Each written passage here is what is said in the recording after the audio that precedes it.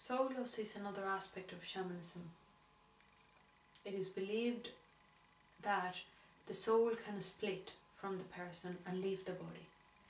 And when it leaves the body, it somehow leaves the body very vulnerable to illness, sadness, depression, loneliness.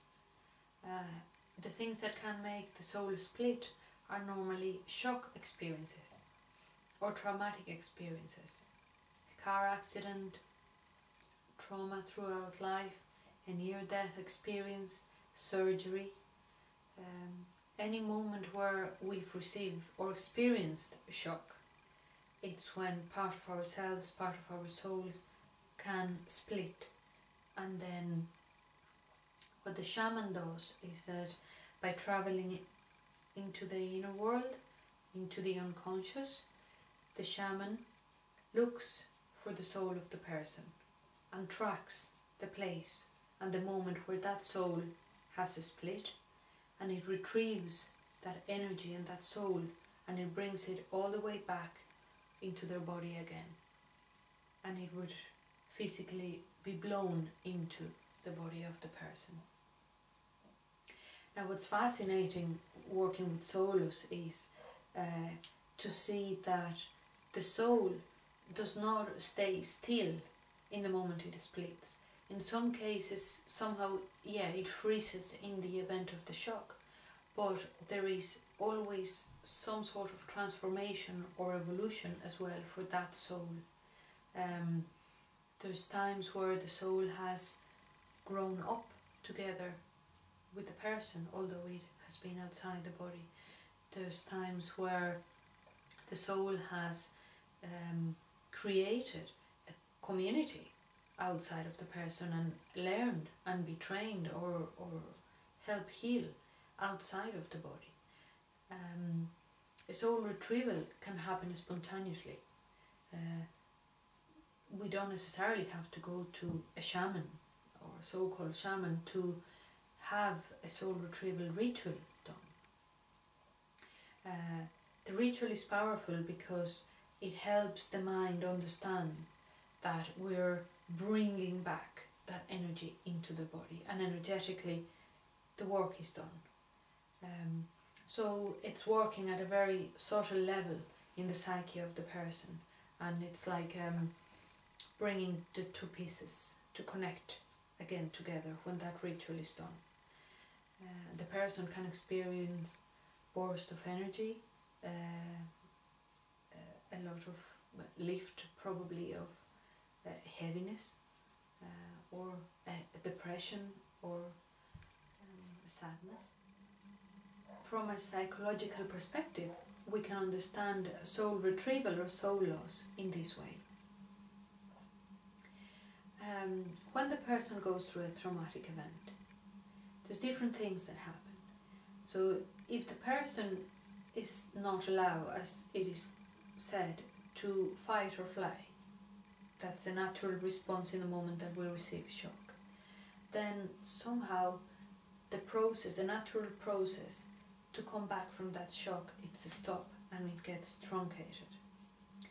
And the moment that stops, the person might dissociate from the experience and the person creates different defense and coping mechanisms in their psyche according to their experience.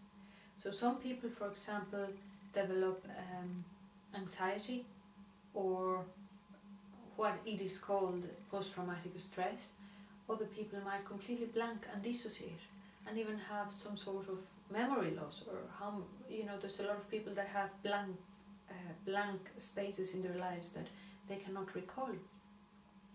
And then through therapy, the person is able to reconnect with themselves, is able to become aware of the defense mechanism of the dissociation, go back to the moment of the trauma or the shock, and bring the two aspects of the consciousness back together.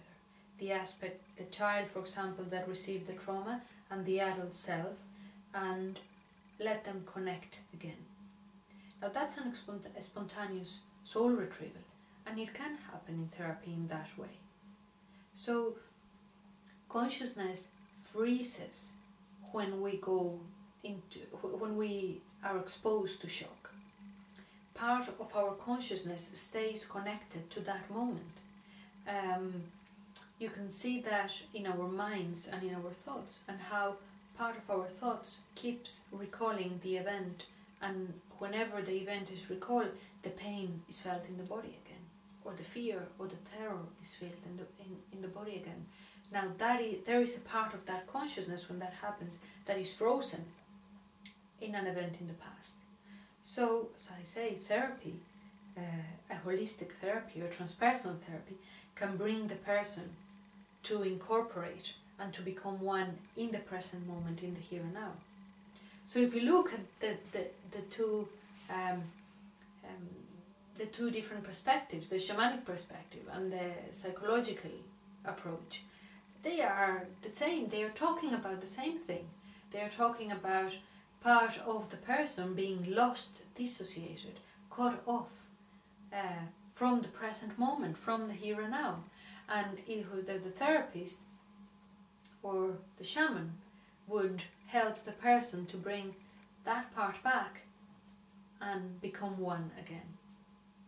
So what I find very useful when working with people is to be able to incorporate the two aspects, and that the person can understand that at an energetic level, part of their consciousness, part of their soul was lost, and at a psychological level, part of their psyche got caught off or dissociated.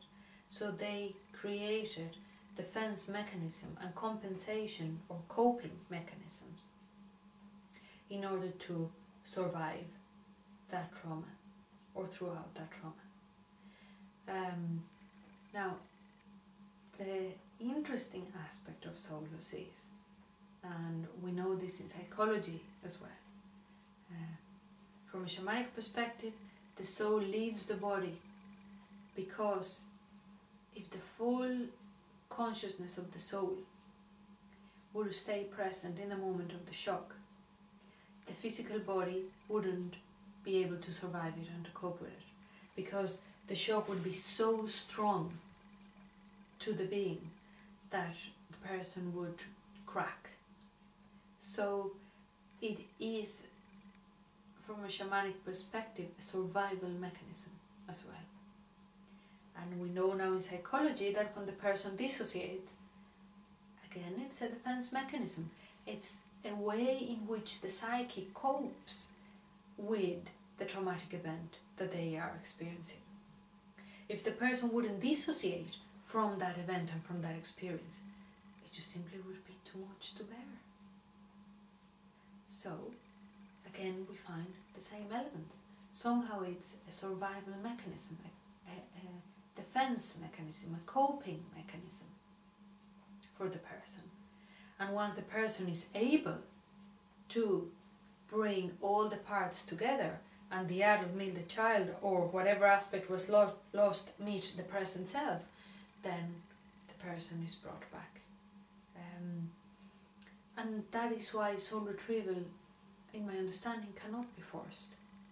Because if the person is forced back when they are not ready to take that soul part again, there's two things that can happen. One, the soul will split again because it doesn't feel safe in the body. The present body doesn't have the strength and the resources to hold on to the soul, so the soul will split again. And the other thing that can happen is if the person is able to reconnect to the moment of the shock and the trauma, the person can be thrown into a spiritual emergence or a place of overwhelm by recalling and remembering emotionally and physically the moment of the shock.